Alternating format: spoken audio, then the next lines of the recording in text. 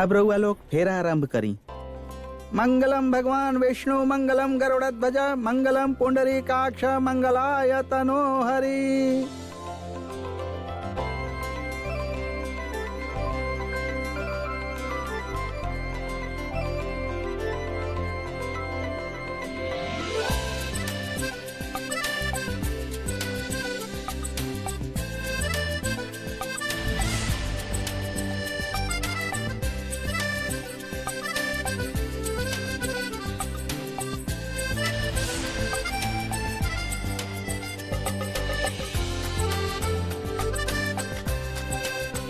अब अंतिम फेरा में वधू आगे चली हैं।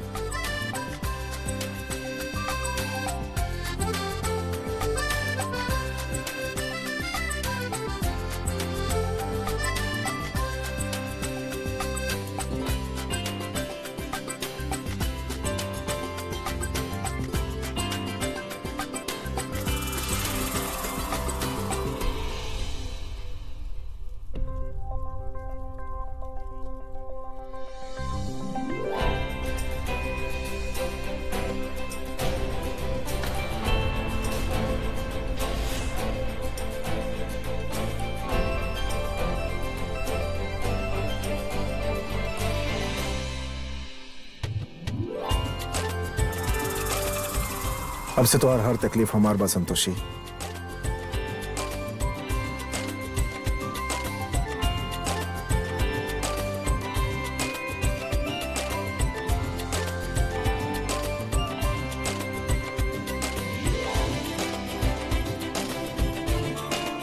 फेरा संपन्न भइल।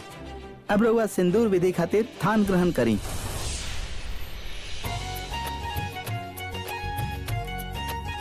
बहुत हो गई रसम उसम तो होते ही रही। हम थोड़े पेट पूजा कर लेत बानी। वैसे ही बुढ़ो काम करा करा के ना हमार प्राण ले ले बाड़े।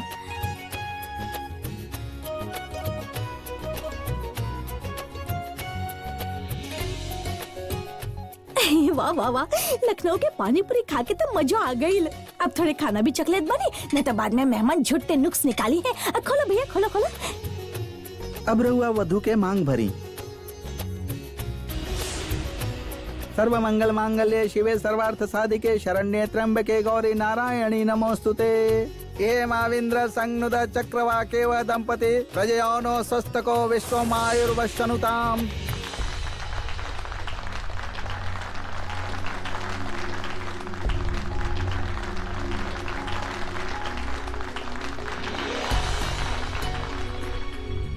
संतोषी ई हमार जगह बा जे तू ले ले बाड़ू। एकर हिसाब तो के चुकावही के पड़ी। विवाह संपन्न भइल।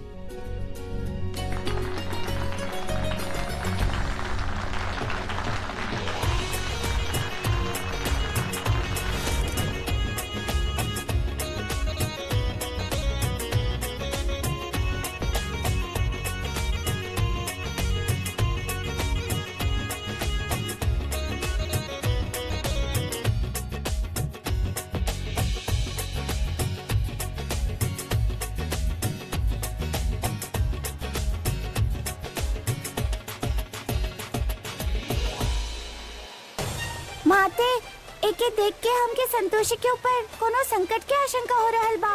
कृपा करके कुछ करी माँ। गौ माता, हम देवलोक के नियम से बंधल बानी। जब तक संतोषी हमार आवाहन ना करे या ब्रह्मदेव आदेश ना दिए, हम असहाय बानी।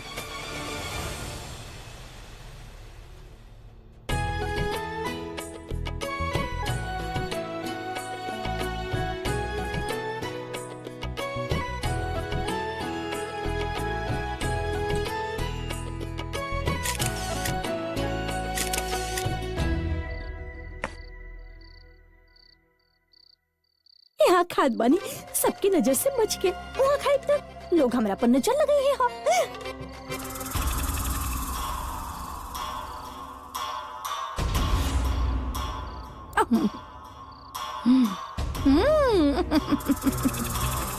अरे वाह, बड़ा जल्दी हमके हमार शिकार मिल गई।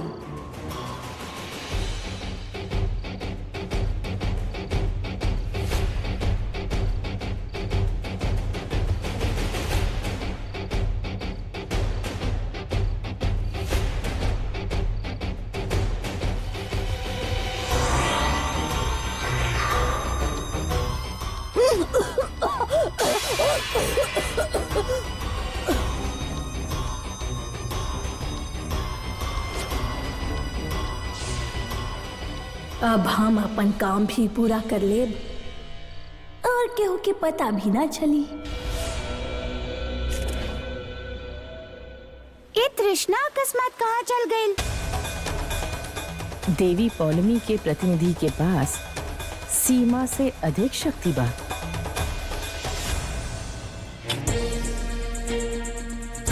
कितना देर हो गई, तृष्णा अभी तक वापस काहे ना आइल?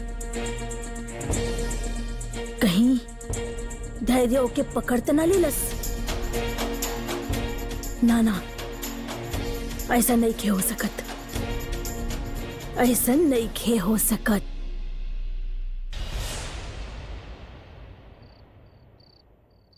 बड़की भौजी तोहरो गजबे तमाशा बा। उहाँ माधुरी तोके ढूंढ रहल बाड़ी संतोषिया के आशीर्वाद देवे के बा। यहाँ तू इतना खाना ठूस के ओके बर्बाद कर रहल बाड़ू। का ई सब? ए बड़की भौजी हमके इतना घूर काहे रहल बाड़ू? बात ऐसन बा कि अंदर जे बना वीडियो रिकॉर्डिंग चल रहल बा। हाँ, काल साबित हो जाई कि ताई भतीजे के आशीर्वाद ना देली। हाँ, जा अब अंदर जा। जा जा।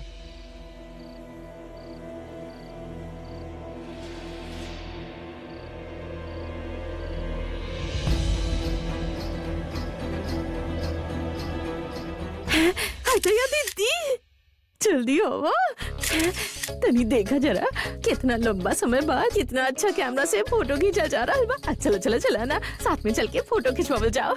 आवा आवा।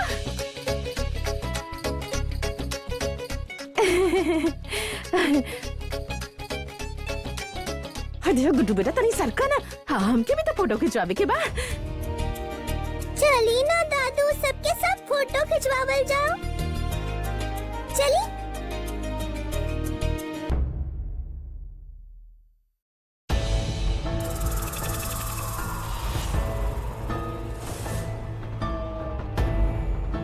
हमके दक्षा आंटी के देख के इतना अजीब काहे लग रहा बा? है बड़की अम्मा, अरे कितना टाइम लगा रहल बाड़ू, जल्दी अब फोटो वोटो खिंचावल जावा ना।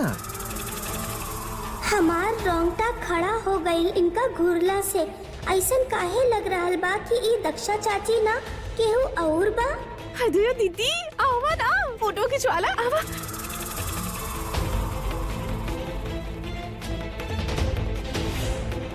ताई जी रहो इस तरफ आई ना, हमार माया प्रोफाइल ज्यादा अच्छा दिखेला। आए हम के नहीं के खिंचवावे के कोनो फोटो।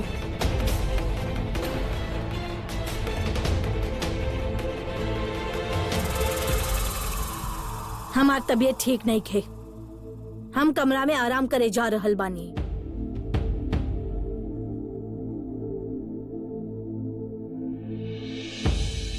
हम तनी ताईजी के देख के आवत बानी। ए संतोषिया रहे दे। अरे इतना ठूस ठूस के खाइए तब पेट तक खराब हो कहीं के रहल। तू लोग रुका, थोड़ी देर में आ जाइए। अभी बहुत सारा गेस्ट बाड़ा नहीं। हाँ, जब वो लोग चल जाइए तो तू जाके मिल लिया, ठीक बा? अरे सब लोग चला, अब लाइन में लग जा। फोटो तो खिंचावे के बाकी ना, लाइन में लगा। हाँ, चला चला चला।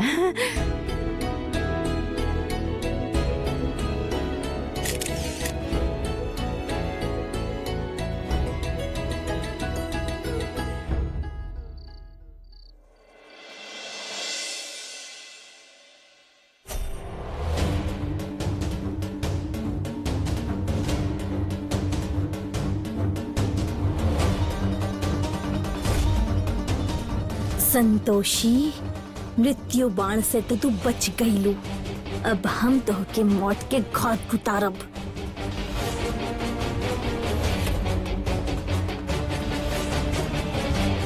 अच्छा बा, मारब हम तो के और सीसीटीवी कैमरा में दिखाई दी है तोहार ताई जी।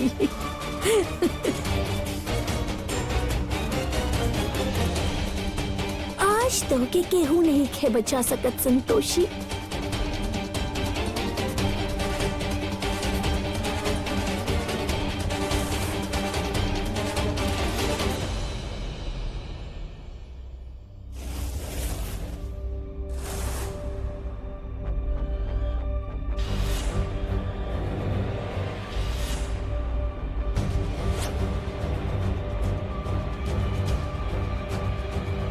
केहू नहीं खे देख रहल हमके।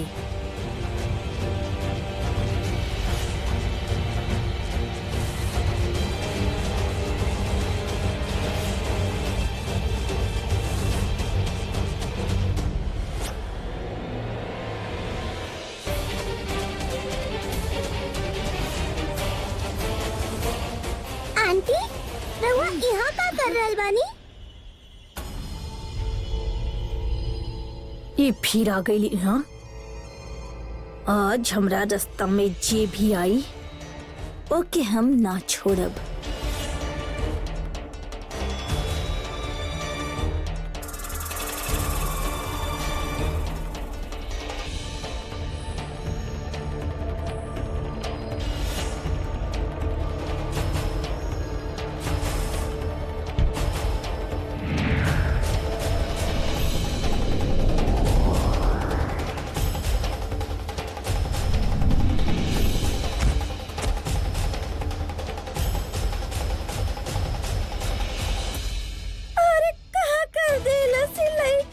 काईजी का भइल? दक्षा ताईजी का भइल? ताईजी का करत रहनी यहाँ पर?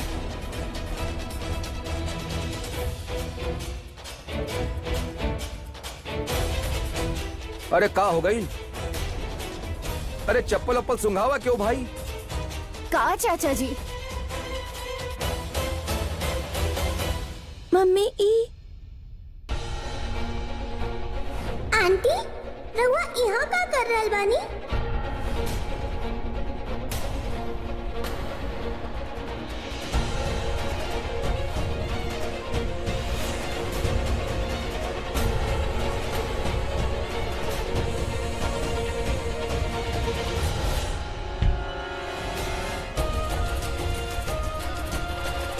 देख लो हम कल है रलीना की तो के मारल चाहताड़ी। अब इससे पहले कि कुछ और हरकत करें हम इनके ले जाके कमरा में बंद कर देता है। चलिए ही हमारी मदद करें। रहें दी ना धैर्य सर, हो सकेला कुछ गलत फहमी हो गई होके, समझ के हेरफेर हो सकेला ना। कुछ ना बोलबू तू, बीच में कुछ ना बोलबू, हट जा यहाँ से। और केहू बीच में कुछ ना बोले, केहू ना चिल्लाए, उठावा इनके। चलिए। हाँ ठीक बा।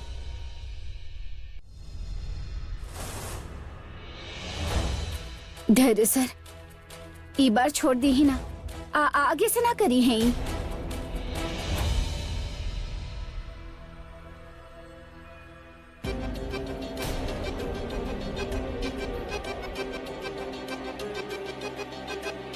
अरे हमके छोड़ा, हमके काहे बांध के रख ले बाड़ा? अरे शुक्र मनाई कि खाली बांध के रख ले बानी रहुआ के। ना तो हमारी बीवी के जब मारे की कोशिश करी ना, ओके हम जान से। पापा रुक जाइए और हमार बात सुनी। का कहल चाहता तू? इनका अंदर केहू रहल, हम ओके बाहर निकलत देखनी। केहू बा जे इनका से उल्टा सीधा काम करवा रहल बा।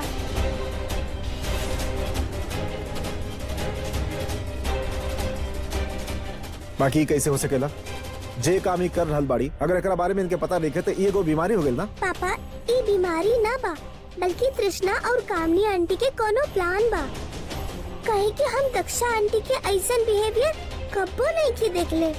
रुद्राक्षी तू कुछ कहताड़ू, तू बहुत छोट बाड़ू, तू समझ ना पाइबू। बाइपोलर डिसऑर्डर एगो बीमारी होला, इंसान के पता ना होकेला कि वो का कर रहल बाड़ा। ई पागल हो गइल बाड़ी। बेटा यदि तो के लागत बा कि इतना बीमार बाड़ी तो हमनी के इनका फौरन डॉक्टर के दिखावे के चाहे बेटा, कुछ भी कर सकेले ई ता। जी अरे हम सच कह रहल बानी, हमके कोनो बीमारी नहीं के, हमार बात के विश्वास कर। ए बड़की भौजी कुछ मत बोला। हाँ? पागल जे बना खुद ना बोलेला कि वो पागल है। तू चुपचाप लेटल रहा बस। हाँ हाँ सही कह रहल बाड़े एकदम।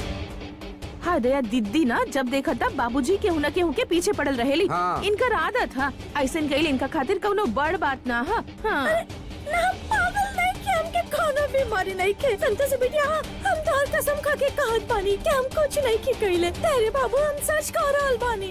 अरे अम्मा बोली ना कुछ, हमके कोनो बीमारी नहीं के। बस अब बहुत हो गल चिल्लम चली। हाँ अब हमार बात सुना, सब हमार बात सुन। रउआ सब कमरा से बाहर जाइए, हम डॉक्टर बुलाई। और रउआ प्लीज ताला मार दी कमरा में और चाबी हमरा के दे दी। हाँ धैर्य बाबू, चाबी हम रउआ के दे दे। अरे हमार बात सुना, हम पागल नहीं के, हमरा के खोना, हमरा के छोड़ के मत जा। चलो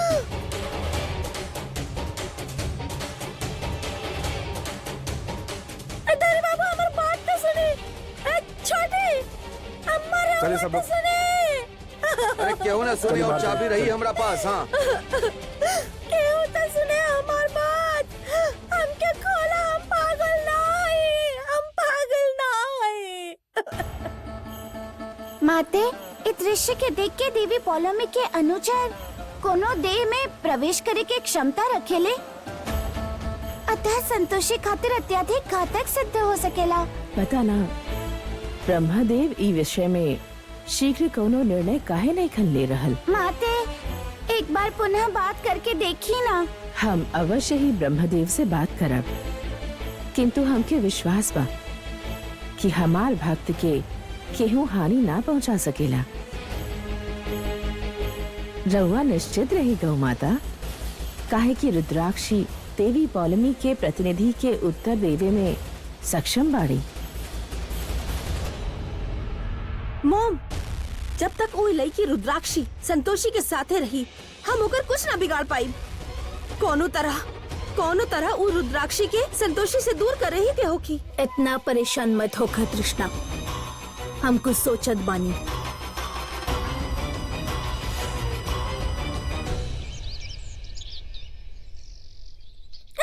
चुपचाप लेटल रहो।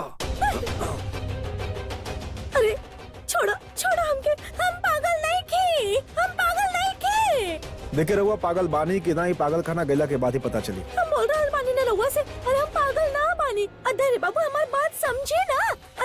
देखिए संतोषिया हमार बेटी जैसन बिया, और एकर बुरा तो हम सपना में बिना सोच सके नहीं। छोटे बताओ ना, हम कह रहल बानी ना, हम पागल ना बानी। हमके नहीं की पता वो चाकू हमरा हाथ में कैसे आ गई। हम सच कह रहल बानी। अम्मा बताई ना कुछ। अरे अम्मा बोली। का बताइए हैं बड़की भाजी हैं? अम्मा चाकू ले रहली का अपना हाथ में बड़का छप्पन छुरी बनत रहलू, और डॉक्टर साहिबा इतना टाइम काहे लगा रहल बानी? इतना छोट इंजेक्शन से कुछ ना होगी। भैंस वाला इंजेक्शन नहीं के रउआ के पास, और वैसे भी इनकर दिमाग जेबाना कुछ ज्यादा ही पागल हो गई बा। यही से रउआ इनके उपकरण ना होखेला, वो बिजली के झटका 440 वाला ऊ देवे के पड़ी। दी जल्दी। हम इंजेक्शन ना लगवाइब, हम पागल नहीं के। अम्मा अरे पकड़ा, हाथ पकड़ा। अम्मा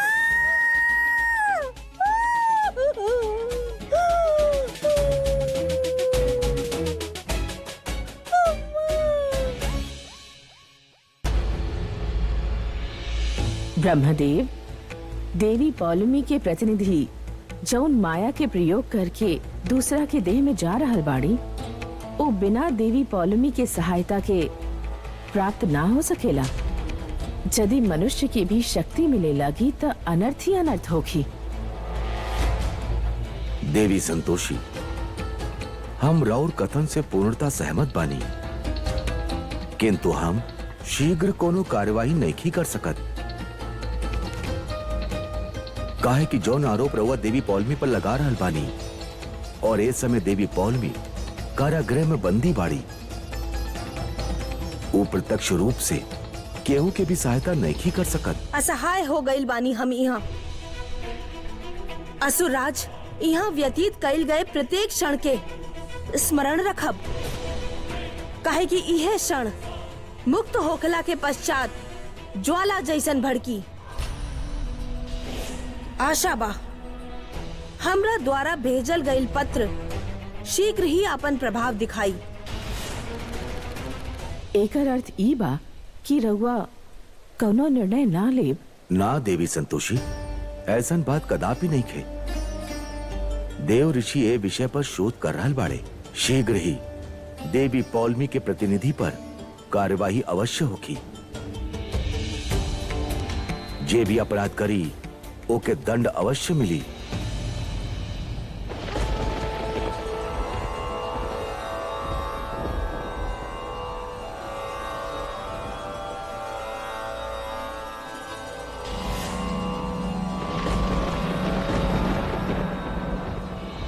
ई तो देवराज इंद्र के आवे के संदेश बा।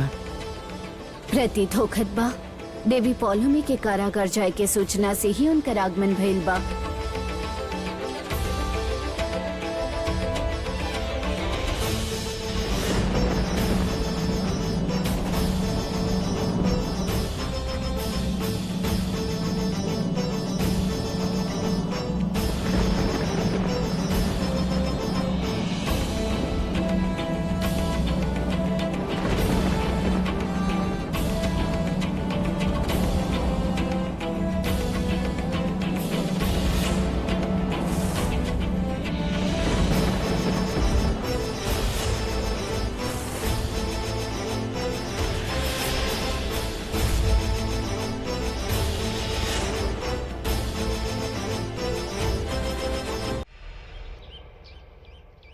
दादी अपन ख्याल रखब।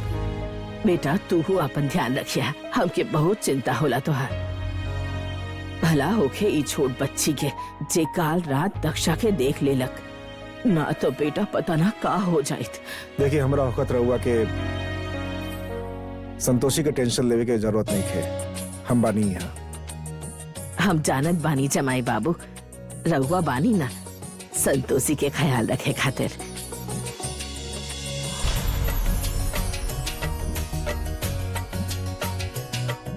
एक मिनट। हाँ पुष्पा, पुष्पा सामान लेके आवा।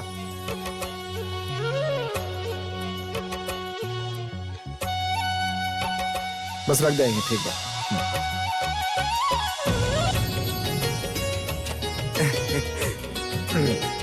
इल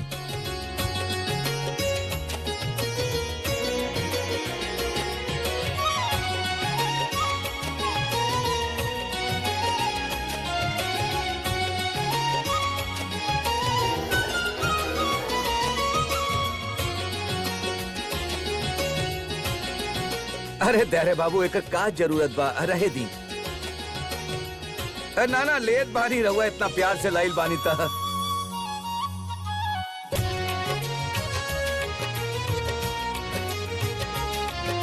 बहुत बहुत धन्यवाद बेटा, खुश रह। संतोषी माँ तू लोग के झोली में सब खुशी भर देस। समधी जी बहुते अच्छा लागल यहाँ आके। अब तो संतोषी माँ से इहे प्रार्थना करत बानी कि ए घर में यही तरह उत्सव मनत रहे और हम यही तरह हमेशा आवत रही। चिंता मत करी, हर उत्सव में हम रउआ के बकायदा बुलावत रहब। रुद्राक्षी अब तू अपन बड़की नानी के यहाँ जल्दी से आई है। हाँ नानी, हम रउआ पास बहुत जल्दी आई। अच्छा बेटा अब हमनी चलत बानी। जी गुड्डू बेटा, शर्मिली एगो काम करा, तू लोग जे बाना दादी के लेके जा। हमने कुछ दिन रुक के आई। उ कहा ना कि धैर्य बाबू बहुत परेशान रहल बाड़े, हम जे बा यहाँ रुक के उनकर काम काज में मदद कर दे। ई माधुरी जे बाड़ी घर के काम काज देख ली, है ना। हम आवत बानी कुछ दिन में। अब वैसे भी धैर्य बाबू के सबसे करीबी रिश्तेदार था हमनी के बानी ना, बाकी ना। जी अच्छा बेटा अब हम चलत बानी, अपन ध्यान रखिए बेटा। जल्दी मिले आई हमनी रउआ से।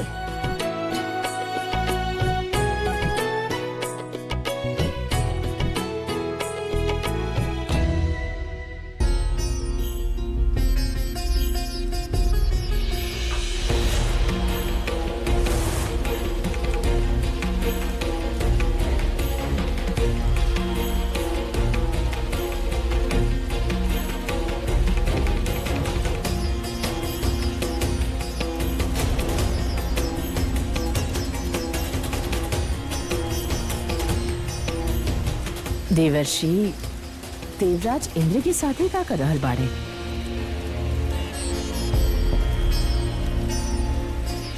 प्रणाम ब्रह्मदेव। प्रणिपात ब्रह्मदेव।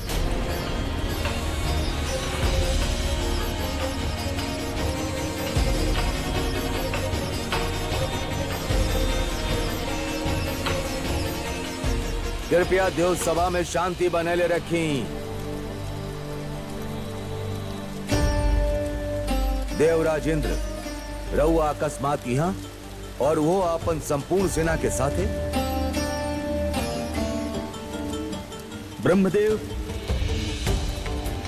ई सभा ऐसन कुछ कैले बा जेकरा कारण स्वयं हमके यहाँ आवे के पड़ल।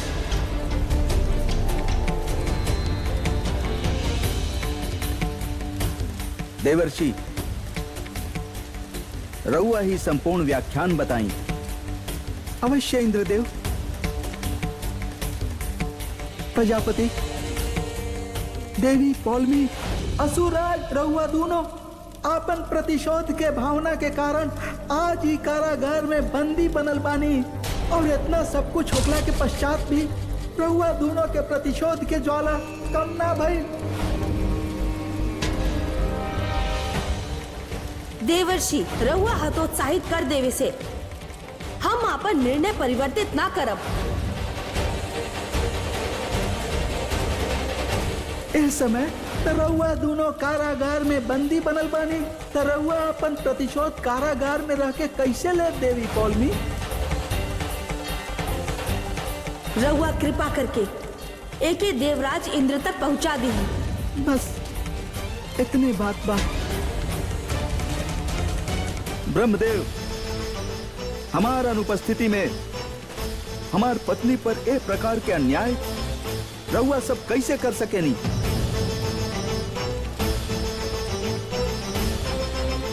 देवी पौल में कुछ अनुचित नहीं की कैले। ऊ त अपन गुण धर्म के पालन कैले बारी और अपन धर्म के पालन कैल कौनो अपराध ना है। ब्रह्मदेव, हम रहुआ से अनुरोध कर रहल बानी कि तत्काल ही देवी पौलमी के कारागृह से मुक्त कल जाए।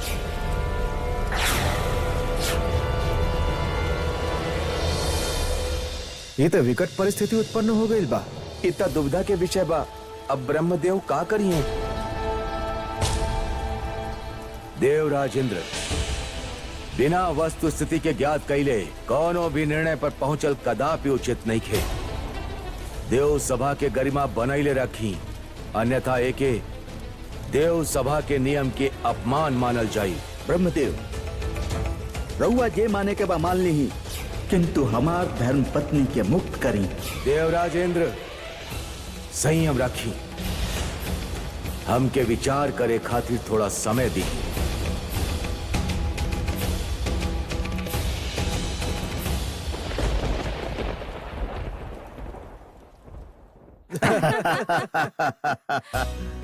हाँ हाँ हाँ, वैसे रुद्राक्षी बेटा, कल तू का नचलू बेटा।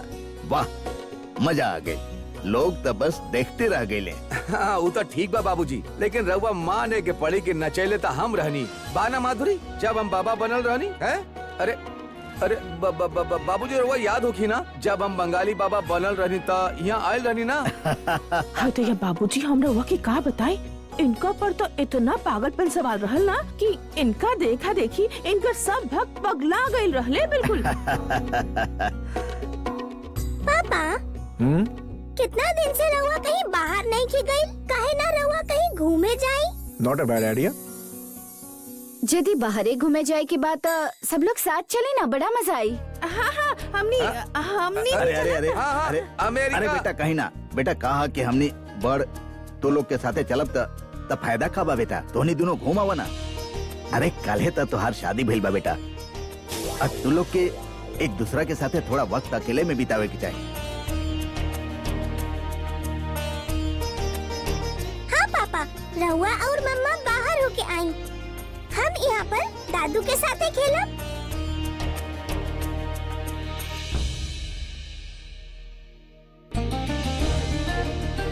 अरे जाई ना रहुआ लोग, ताकि हम यहाँ पर अपन मस्ती शुरू कर पाए।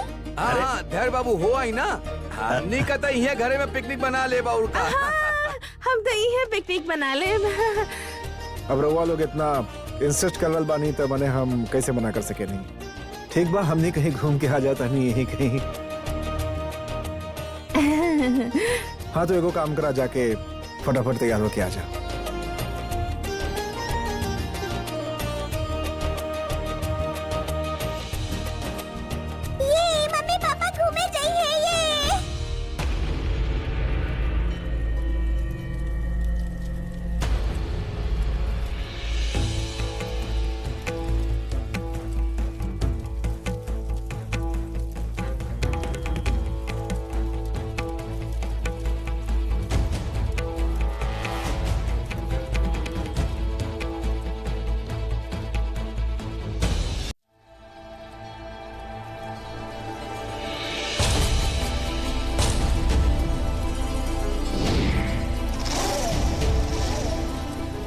प्रिय, हम बनी देवराज इंद्र। प्रणाम देवेश। देवी, हम इंद्रमहल पहुंचने तक हमके सूचना मिलल कि रउआ के यहाँ बंदी बना दिहल गेल बा। ऐसन का भइल देवी? देवेश, इनके अपन त्रुटि के आभास होखे, ऐसे हम इनके देवलोक के सबसे कठोर कारागृह में भेजत बानी। असुरराज, असुर कन्या होखे के दंड हमके पुनः मिल गई। अब हम का करी? हम तोहार सहायता करब। अब युद्ध ही अंतिम विकल्प बा।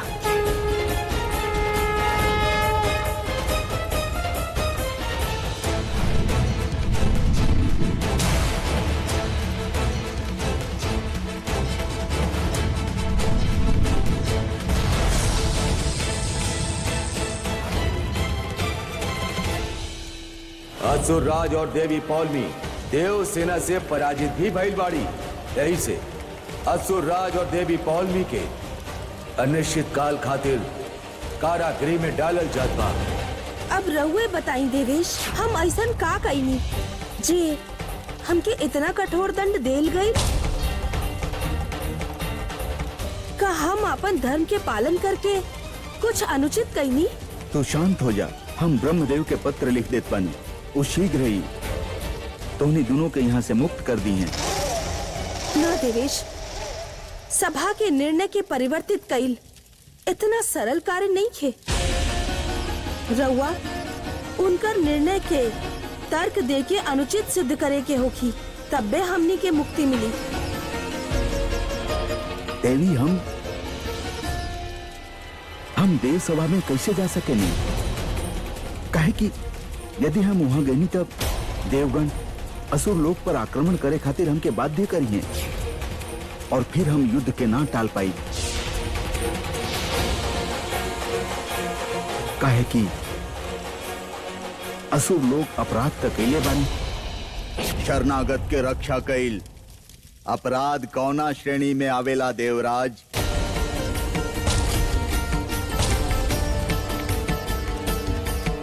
देवराज, रउआ देवता लोग अपना सुविधा अनुसार नियम बनावेनी।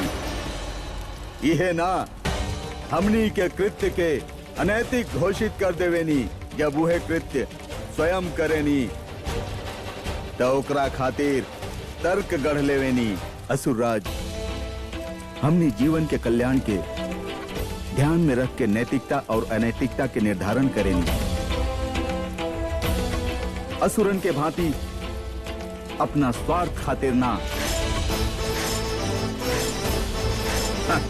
किंतु हम ही रउआ से काहे कह रहल बानी? रउआ तो स्वयं देव बानी जे देवता के ही पक्ष में बोलब। अपन पत्नी के सहायता के समय आइल त रउआ नैतिकता के प्रसंग उठा रहल बानी, जबकि स्वयं रउआ यहाँ वेश बदल के आइल बानी। एह प्रकार त रउआ भी देवलोक के नियम के उल्लंघन कैले बानी। त देवराज, अब कहाँ गए राउर नैतिकता? असुरराज, असुरराज, व्यर्थ के बात मत करी। देवी, हम शीघ्र ही रउआ दोनों के यहाँ से मुक्त करे के कौनो प्रबंध करत बानी।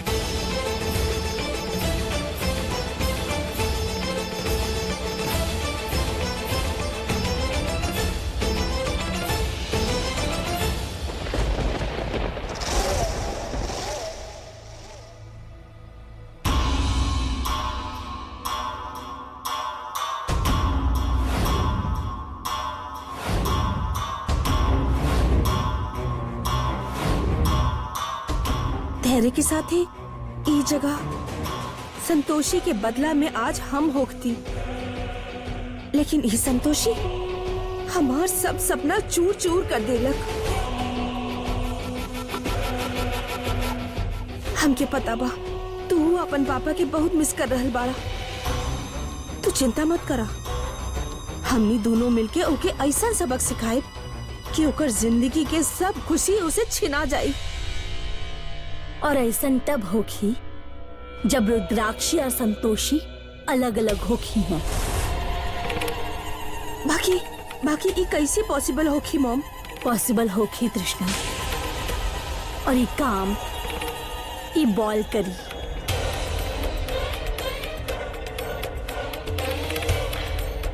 मॉम, लागत पर राउत फिर से दिमाग खराब हो गई। कुछ भी सोचे से पहले हमार प्लान तो सुन लो।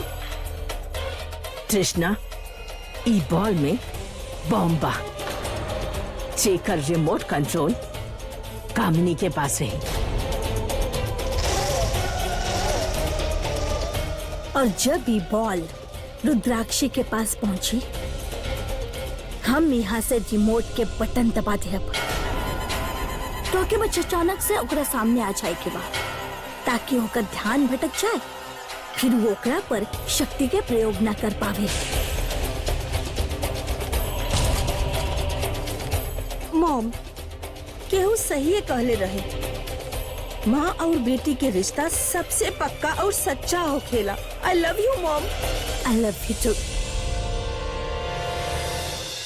बेटा, दादू को ज्यादा तंग मत करिए हम, और आपन और दादू दोनों के ख्याल रखी है। कोनो परेशानी होके तो फोन करी है। मम्मा, रउआ जल्दी मत आई और खूब एंजॉय करब। और बेटा, तोहनी दोनों काम के चिंता बिल्कुल मत करिया, और रुद्राक्षी के भी टेंशन मत लिया। हम रुद्राक्षी के ख्याल रखब और रुद्राक्षी हमार। हाँ दादू। अब हमने के चले के चाहिए ना तो लेट हो जाएगी।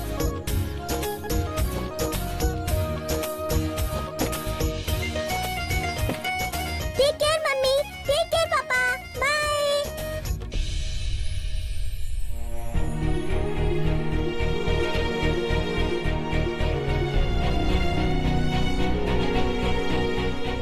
का देख रहल बानी? रुद्राक्षी जब से हमने की जिंदगी में आयल भी, हमने की जिंदगी बदल गई बा।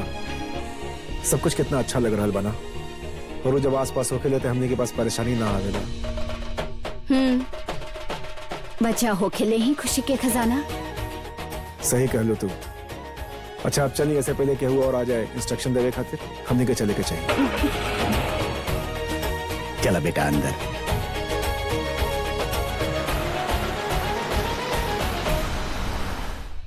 देवी पौलमी निरंतर हमार भक्त के कष्ट प्रदान कर रहल बाड़ी। नारायण नारायण, सत्य कहनी माते रहुआ, सत्य कहनी। और देवराज इंद्र, उनके का हो गइल बा? ऊ देव सभा में एक प्रकार के व्यवहार काहे कैले?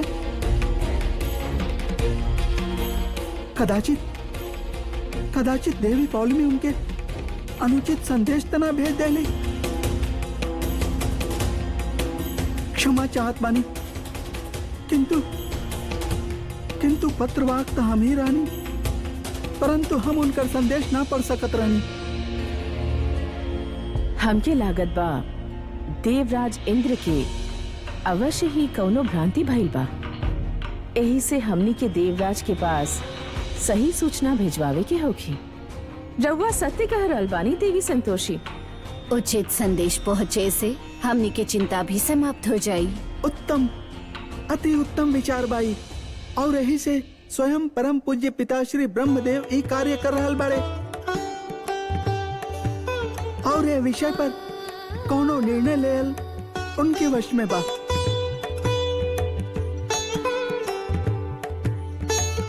आशा करत बानी संदेश भेजला के पश्चात सब कुछ उचित होगी।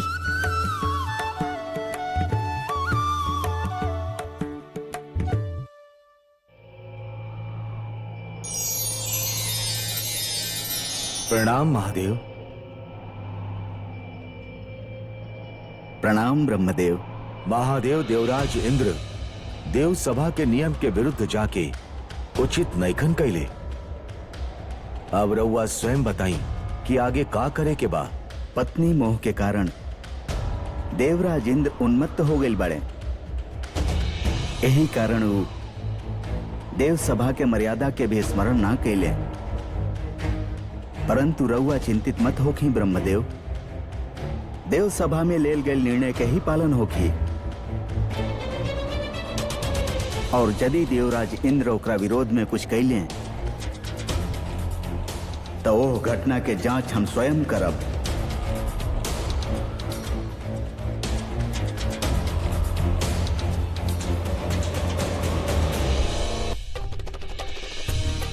ए रुद्राक्षी, ई देखा हमार हवाई जहाज कैसे उड़ेला, तोहार हवाई जहाज से भी एकदम ऊपर। ई ता हमरे पास आ गई ता। अरे तो के ओने जाए के बा, एने नहीं के आवे के। ई देखा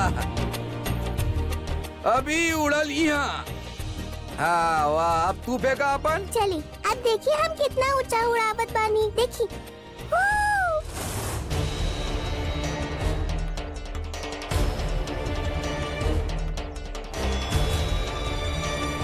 ये पागल यहाँ कैसे आ गई?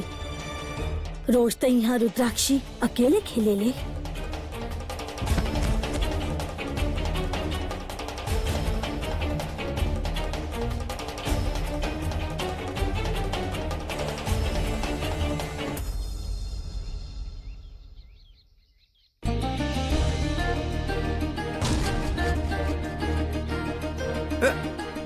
अरे शेषनाथ बेटा, बेटा अपन वेलकम केमिस्ट बा ना? हाँ एक मिनट। वेलकम केमिस्ट बा। हाँ हाँ तो उससे बेटा ये दवाई ले आओ। हाँ हाँ, कोनो बात ना, नौकर के भेज देब हम। ना कहा कि वो गलती कर देवे ले कबो कबो दवाई लावे में। हाँ बेटा तू जा और ये दवाई ले आवा। का कोनो तकलीफ हाँ, बात कोनो बात ना, हम चल जात बानी। बेटा तनी जल्दी जाके ले आओ। इतना में हो जाई। देख ला पैसा कम तो ना पड़े के चाहिए बेटा। ये बुढ़ऊ ससुर हर बार रंग में भंग मिला देला। अब वैसे दवाई के बहाने कुछ पैसों बाची, मिठाई उठाई खा ले और कहा। अरे रुद्राक्षी बेटा, अभी गर्मी बाय समय हैं? चला अंदर चल जाए। दादू प्लीज थोड़ी देर और प्लीज। ठीक बा बेटा, आजा। हाँ रुद्राक्षी, तू कहीं मत जाइया। हाँ हम ना अब देखा ऐसे कहीं नहीं और ऐसा ही नहीं है। ये सही मौका बा। कृष्णा जाके बॉल वहां फेंका और यहाँ हम काम शुरू कर देत बानी। और तो हर काम होखते हमके सिग्नल कर दिया, समझ लू? यस मॉम, जा।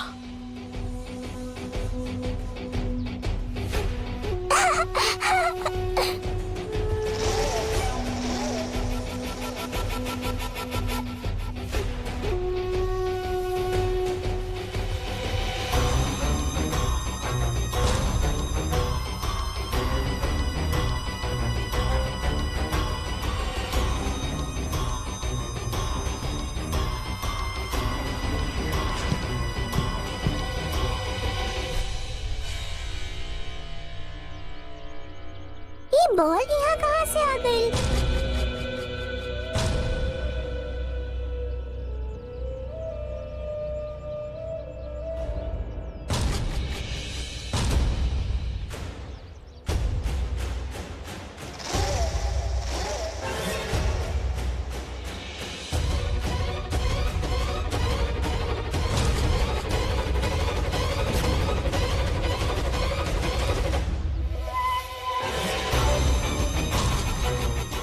अगर खेले के मन कर रहल बा तब बॉल उठावा ना। ना केहू और के चीज के हाथ लगावल अच्छा बात ना होखे। लागत बा बॉल के जगह कोनो और खिलौना लावे के चाहत रहल। एको काम करत बानी, थोड़ी देर खेल लेत बानी।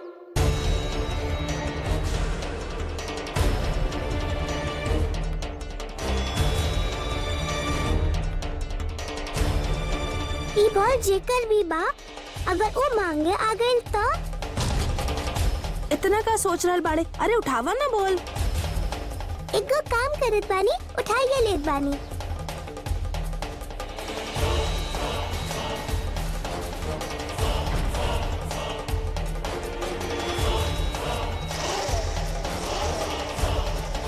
खेलत बानी, अगर केहू आई तो हम ओके वापस लौटा देब।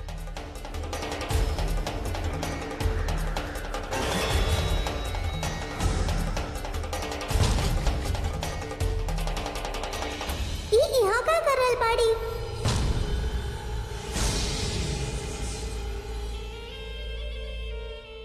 दूसरा के बॉल के साथ खेलल गलत बात बा। कृष्णा सिग्नल दे देले हमके। कृष्णा आंटी हमके चिढ़ा रहल बाड़ी। अभी बतावत बानी हम उनके। कृष्णा आंटी इली ही तोरा खातिर ता ई रुद्राक्षी ही काफी पिया।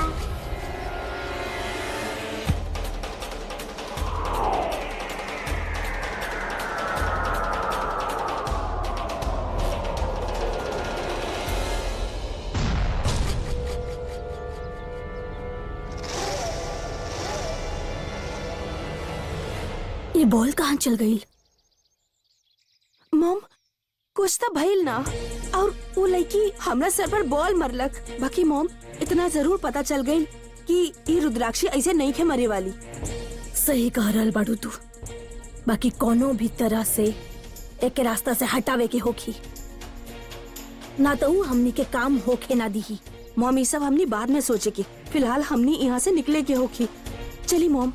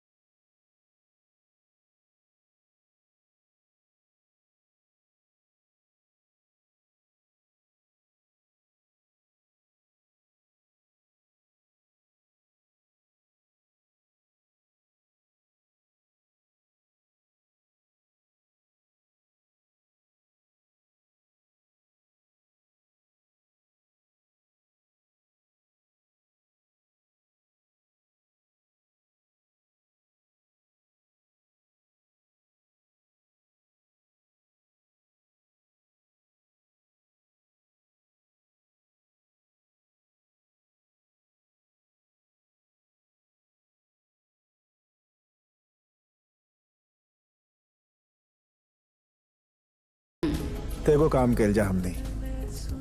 चला आइसक्रीम खाइल जाए। ठीक बा। हम तोरा खातिर कुछ लाइल बानी।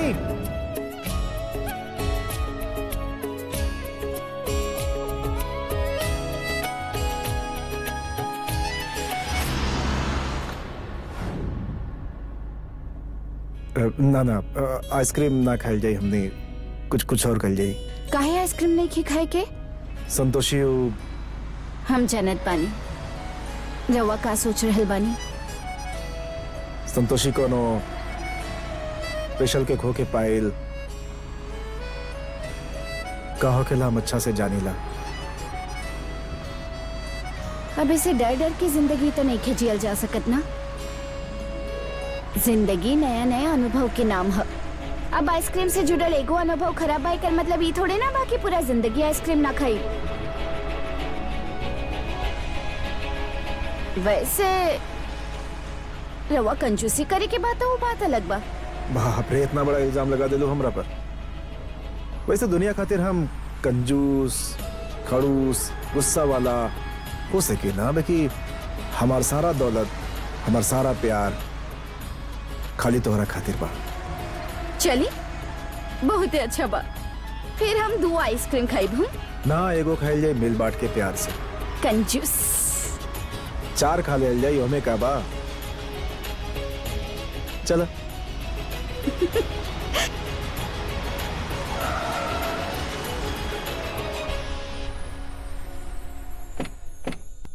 देवगन ए आपातकालीन देवसभा संगठित करे के प्रयोजन रउआ सब भली भांति जानत बानी। यही कारण हम सीधा विषय पर आवत बानी। देवराज इंद्र देवराज होके के पश्चात भी देव सभा के नियम के पालन नैखन कैले। यही कारण हम देवराज इंद्र के विरुद्ध निंदा प्रस्ताव निवेदित करत बानी। रउआ सब देवगन ध्वनि मत द्वारा ए निर्णय के पारित या अस्वीकार कर सकेनी। हमने सब ए निंदा प्रस्ताव के पारित करतानी। हाँ हाँ हमनी सब पारित करत बानी। हाँ हाँ प्रस्ताव पारित करतानी। हमके रउआ सबके ध्वनि मत प्राप्त हो गई बा। अब हमके ए विषय पर आगे का कार्यवाही करे के बा ए पर ध्यान केंद्रित करत बानी। आज के देव सभा यह स्थगित कइल जात बा। रउआ सभे के धन्यवाद।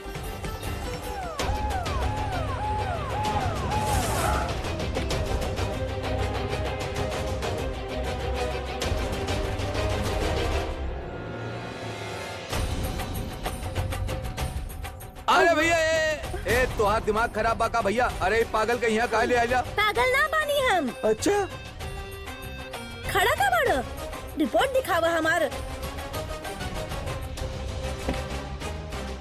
अरे यार पकड़ के रखा तो इनके छोड़ा मत। हम पढ़त बानी। हाँ जी हाँ साच कहताड़ी ये पागल नहीं थी। तोहार बात मान ले भमा। डॉक्टर काहे ना आइले?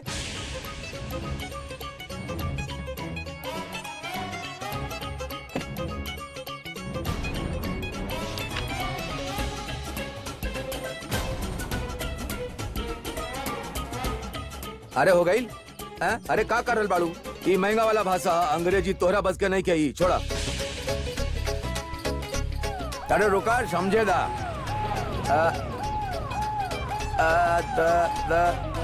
द का कुंभ आपद।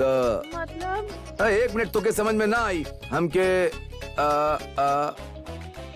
अद के स देवर जी तोहरा खातिर महंगा वाला भाषा बा। तू लोग के समझ में ना आई। ई रिपोर्ट में ई लिखल बा कि हम पागल ना बानी और ना हमके कोनो बीमारी बा। अब बस छोटी को बात बताए। ओ माई बेटी बहुत खतरनाक बाड़ी हैं। केहू के भी दिमाग पलट सकेली। अगर वो दोनों इतना ताकतवर बाड़ी तो एक बार उनसे मिले के जरूर चाहिए। हो सकेला हमार कोनो फायदा हो जाए।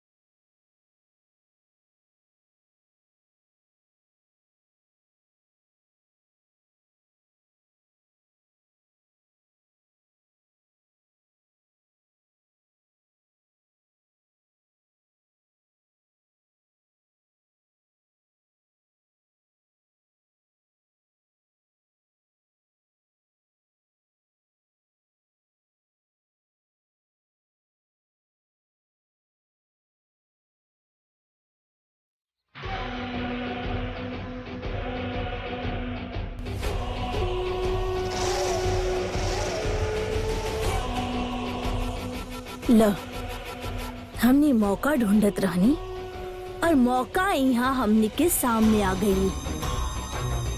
और अच्छा बात तो ई बा कि रुद्राक्षी भी इनका साथे नहीं खे। मैडम खत्म हो गई।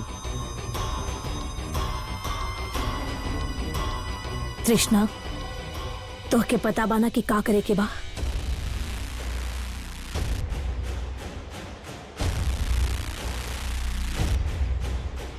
भाई साहब छुट्टा ले आई हमनी खातिर।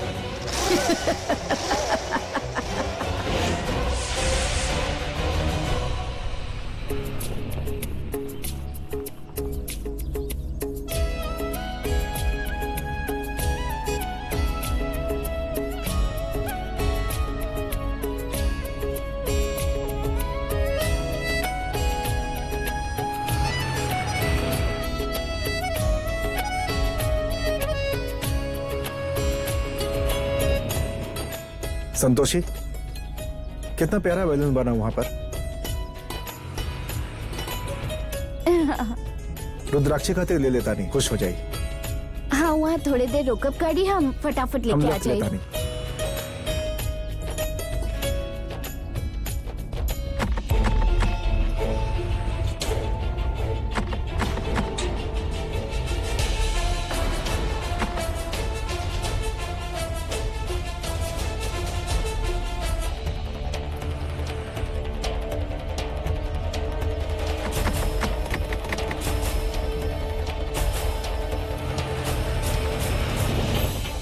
का भेल, गाड़ी काहे ना रोकी नहीं? बलून वाला पीछे चल गई। का भेल? संतोषी ब्रेक नहीं के लग रहा, का समझ नहीं के आ रहा, पता ना ब्रेक काहे नहीं के लग रहा। कोशिश करी ना। अरे कोशिश तो कर रहा बानी, को समझ में नहीं के आवत।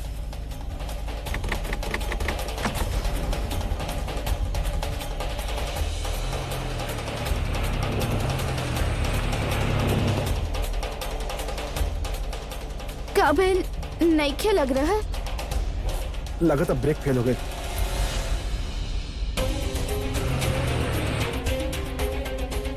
सर संभाल के।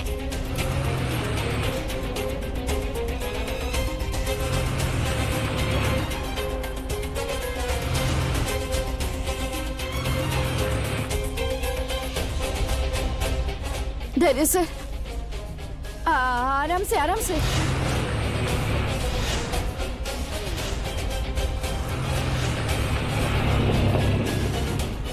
संतोषी बच्चा, धैर्य सर संभाल के, वो बच्चा।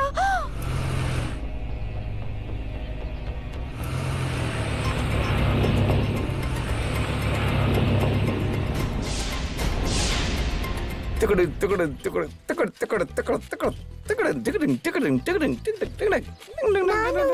हाँ, हमने कहाँ जा रहे बानी? तोहार दादाजी ना हमके एगो काम देले बाड़े, वहे काम करे जा रहल बानी हम। हाँ अच्छा भाई, हम आ गई नी, ना तो हम घर पर बोर हो जाती। अरे हम तोरा के घरे बोर कैसे होके देती। अब तू देखा हम तो के चंपा पर कितना मजा करावत बानी। ई देखा पो पो पो पो पो पो बजा के देखा। अरे वाह। ओ,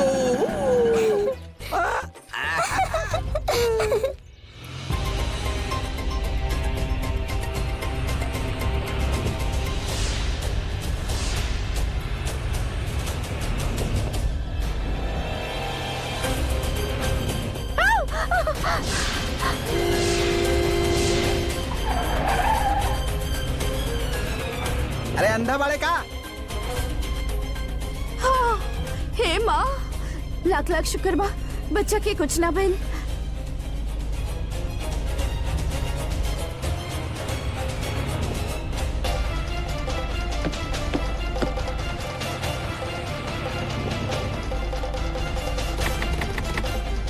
संतोषी को समझ में नहीं के आ रहा, का करी? रउआ पहले मन के शांत करी। हाँ, फिर जरूर कुछ समझ में आई। सीट बेल्ट पहनले बारू ना? पहनले बानी। आज तो के अपन जान देवे के पड़ी संतोषी। बस तू एक बार ई दुनिया से विदा हो जा, ओकरा बाद धैर्य हमार होखी।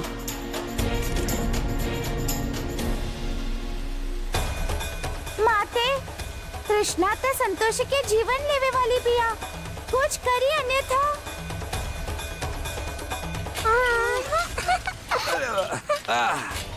नानू निकल ले, चंपा लेके, और सड़क पर कोनो मोड़ ना आई। अच्छा, नानू हम गिर जाए। अरे हम तो के गिरे थोड़े ना दे। हाँ, अरे नानू निकल ले और चंपा लेके और सड़क पर।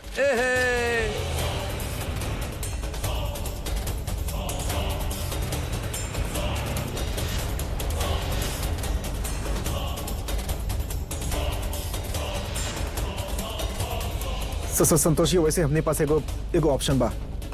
हमने की गाड़ी से बाहर कूदे के पड़ी। पहले तो कूदा हम संभाले अपने आप के, फिर हम कूद जाए। रवा के छोड़ के कहीं ना जाइब हम। संतोषी, वक्त नहीं कि हमने पास तो समझ नहीं कर हाल बाड़ू की। कहानी ना, हम कहीं ना जाइब रवा हम के कभी छोड़ ना के। कूदा। बहुत दिन रवा बिना रहले बानी, अब एको पल रवा बिना नहीं खे रहे के हमके। संतोषी, हम कह रहा बाड़ी कूदा। का कर रहल बानी रवा? गए? दरवाजा काहे नहीं खुल रहा?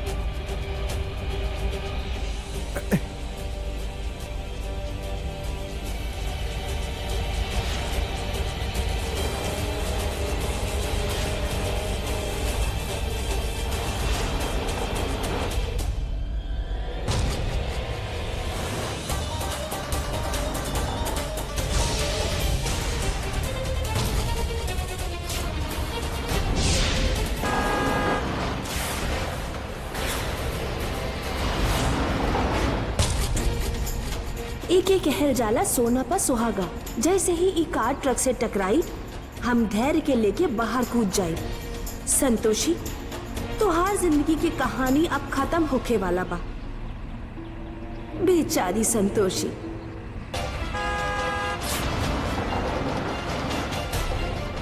हे संतोषी माँ, हमारी मदद करी।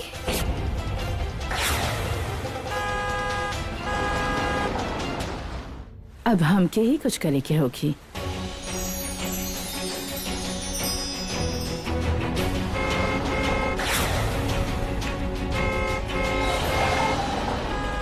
ट्रक वाला सुनत काहे नहीं खे?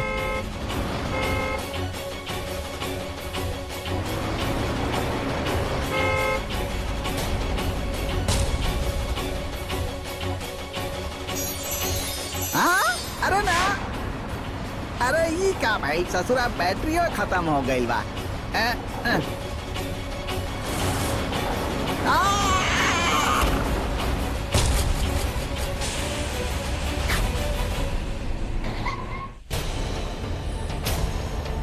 अरे हटा!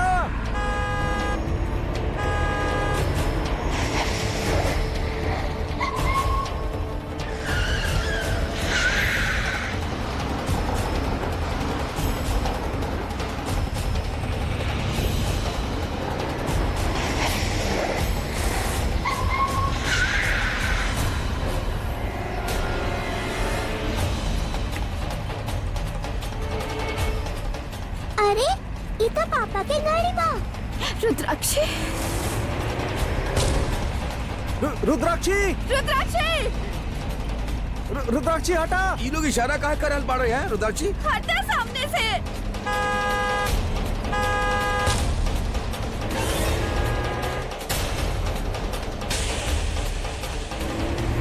सामने से हटा। रुद्राक्षी, सामने से हटे ना। हे माँ,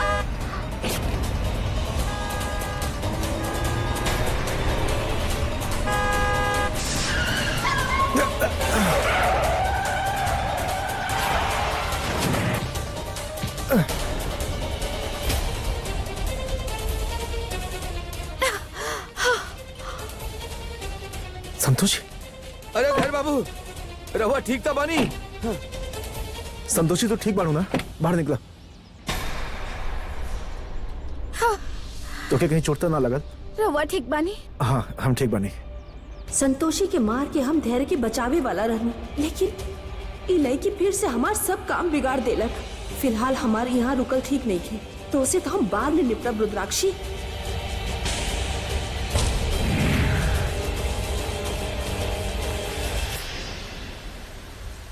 धैर्य बाबू, रहुआ ठीक बानी की ना?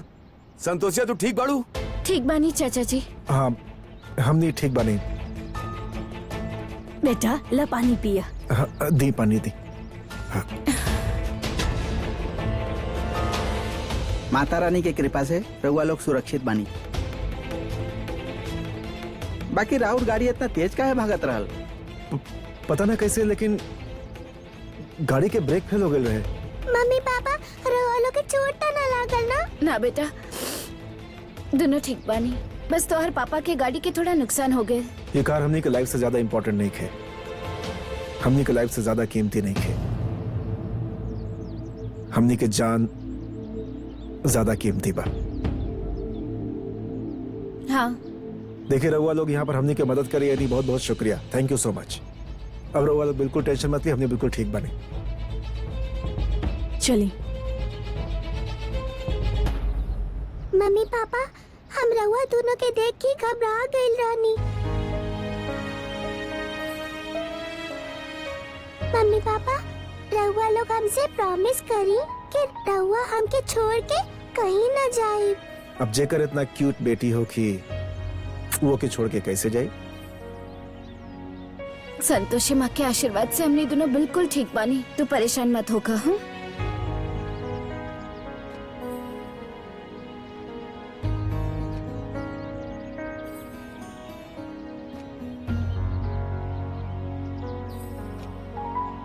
संतोषी, हमरा एगो बात समझ में नहीं खे आई। घरे से अभी घरे चलल जाओ, ए बारे में बाद में बात करे के। ठीक बा, चला। चाचा जी वो एगो ऑटो रुकवाई हमने खातिर। हाँ हाँ अभी रुकावत बानी। कृष्णा के बात ना करके संतोषी उचित कैलस। वैसे संतोषी के ज्ञात हो गइल बा कि तृष्णा के पास शक्ति बा, किंतु माते यह शक्ति संतोषी के जीवन में बाधा उत्पन्न कर रहल बा। आज के घटना से ई तो निश्चित हो गइल बा कि तृष्णा संतोषी के पति के साथे कुछो अनुचित ना करी। जौन प्रकार संतोषी के तृष्णा के शक्ति के बारे में ज्ञात भइल बा, वही प्रकार ओके ई ज्ञात होखल भी आवश्यक बा कि रुद्राक्षी के साथ ओके सदैव सुरक्षित रखेला।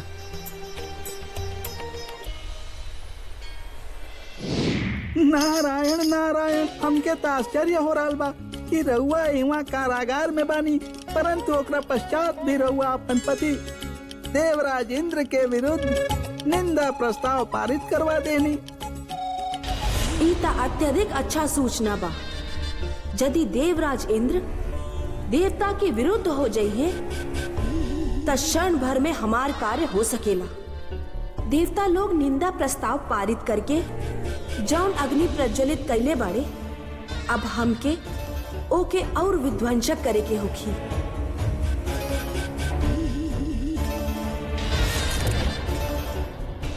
इतना अच्छा मौका रहल तृष्णा, फिर भी तो ओके ना मर पैलू। मॉम, हम सोचनी संतोषी के मार देव और धैर्य के बचा ले। इसे धैर्य के दिल में हमरा खातिर जगह भी बन जाई। बाकी इससे पहले कि हम कुछ करती, रुद्राक्षी पूरा खेल बिगाड़ देलक। तृष्णा, ई बखत सबसे जरूरी बात कि हमने रुद्राक्षी और संतोषी के एक दूसरा से अलग करी। धैर्य के दिल में जगह बाद में बनई हा। Yes mom.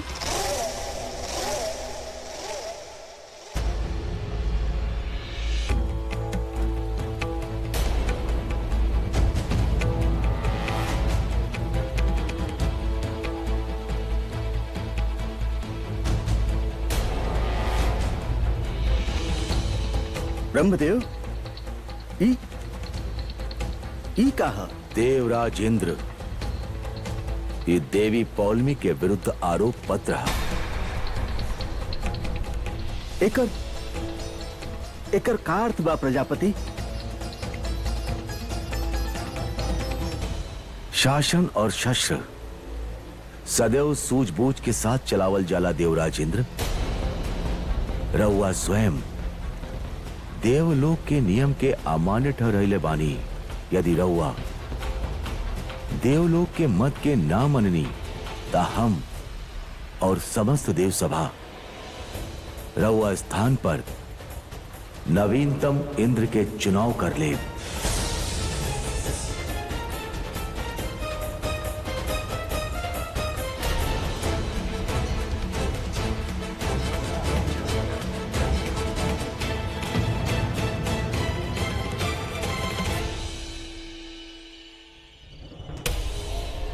पता नहीं रुद्राक्षी के हमनी के रास्ता से कैसे हटाई। हम ता कहत बानी कि ओके जिंदा जला दे जाओ, ना तो ओके नदी में डुबा के मार डालल जाओ। ना, सबसे अच्छा होखी हमनी ओके कवनो ऊंच जगह से फेंक देल जाओ। खाई में गिरी तो केहू के पता भी ना चली वो कहाँ गई। अच्छा, रउआ लोग कुछ भी कर ली, वो अपन शक्ति से फिर से बच जाई और फिर से हमने फंस जाए। लेकिन हमरा पास एगो आइडिया बा, जैसे सांप भी मर जाए और लाठी भी ना टूटी। कौन आइडिया तृष्णा? मॉम, शमशान में पॉजिटिव एनर्जी काम ना करे, अगर हमनी कोनो तरह रुद्राक्षी के वहाँ लेके जा पाई ता ओके काबू कईल हमरी खातिर आसान हो जाए। अरे हाँ, ई तो हमारे दिमाग में आई ही ना। बाकी तृष्णा रुद्राक्षी के शमशान तक लाई के। अगर रुद्राक्षी से हमनी छुटकारा पावल चाहत बानी ता कोनो तरह हमनी के एक काम के अंजाम देवही के होगी।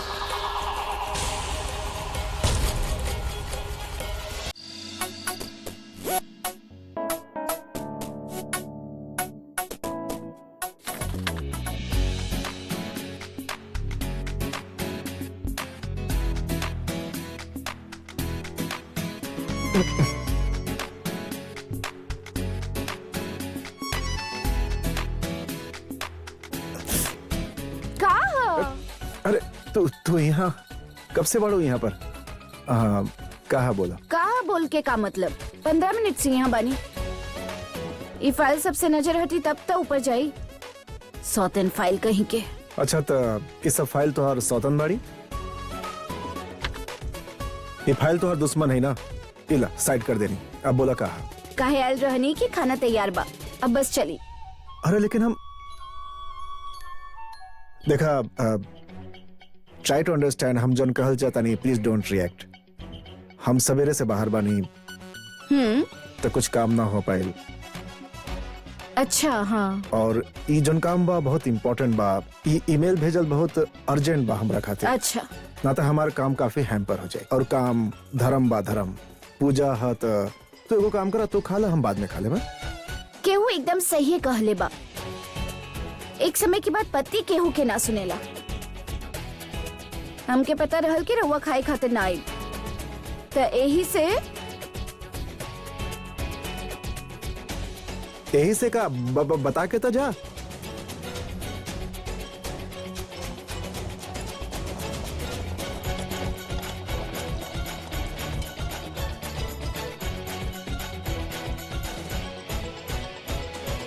कैसे सोच लेनी रउआ कि हम अकेले खा लेब?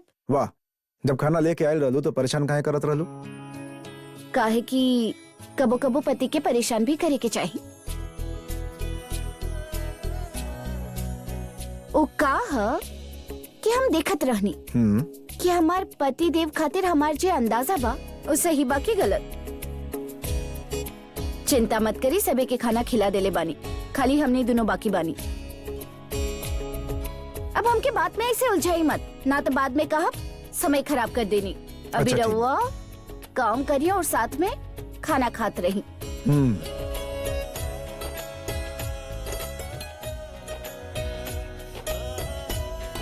बीवी होके तो ऐसन साचे संतोषितों के पाके हम धन्य हो गए। हम बहुत लकी बानी कि हमके तोहरा जैसन बीवी मिलल। चला तू खा।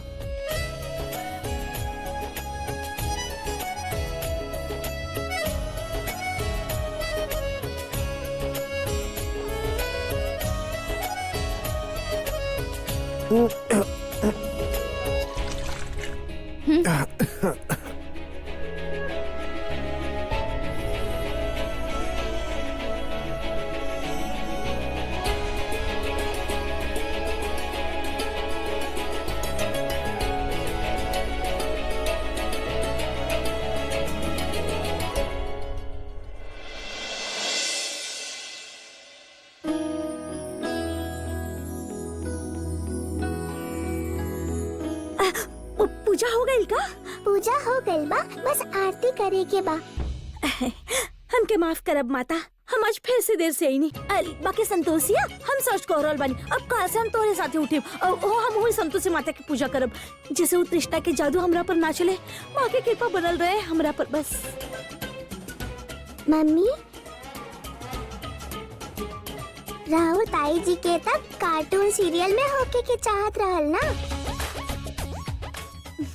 पिटाई पड़ी। का बोल रहल भी आई?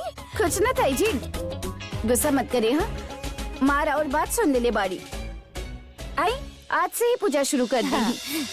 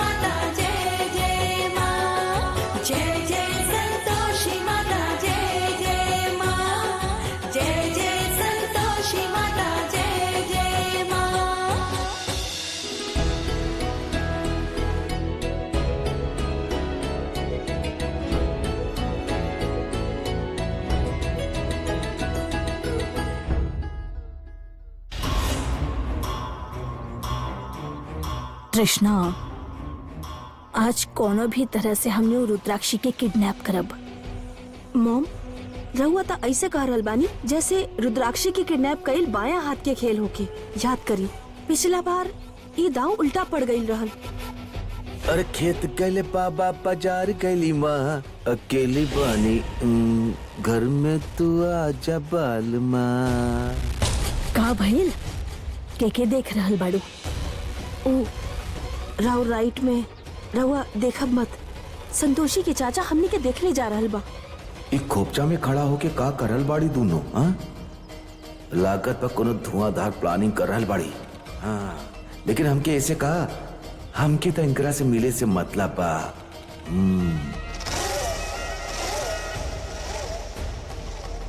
चला जल्दी। अरे कहाँ भाग के जईबू? ए तिवारी जी, पेपर सीधा पढ़ल करा। भाजी अंदर पहुंचावा। हमार चंपा कहाँ भी आई बतावा। कौन चंपा? अरे हमार साइकिल और कौन खड़ा बिया राउर चंपा? अरे सामने खड़ा बिया, हम तोहरा से पूछ रहल बानी। हटा। अरे अरे रानी, कहाँ उड़ल जा रहल बाड़ू? ये राजा पीछे पीछे आइले तोहरा। अरे अरे यार, चला।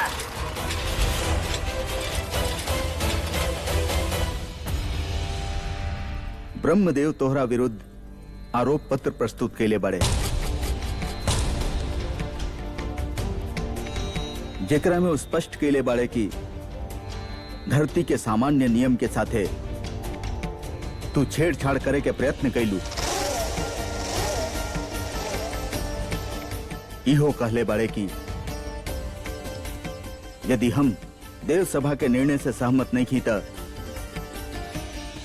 वो नया इंद्र के चुनाव करी हैं। देवेश, देव सभा द्वारा लगाई गए समस्त आरोप उचित बा, किंतु उनके हमार पक्ष भी तो सुने के चाहत रहल। देवेश, इंद्रासन के लोभ में रहुआ अपन पत्नी के आत्मसम्मान के भूल सकत बानी, किंतु हम अपन पति के अपमान ना भुलाइब। एगो पुरुष और स्त्री में यह अंतर होखेला। नारी खातिर अपन पति के सम्मान सर्वोच्च होखेला।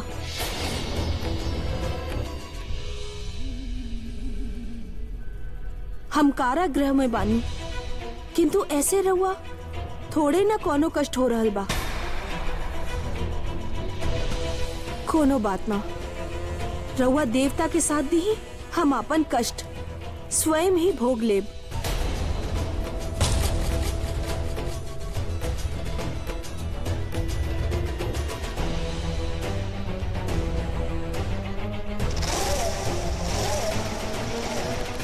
पितामह, प्रतीत होकर बा हमरा द्वारा छोड़ल भावुक तीर उचित स्थान पर लागल बा। देवराज इंद्र के मन में ई बात बैठ गईल बा कि देव सभा हमरा साथे अनुचित कैले बा।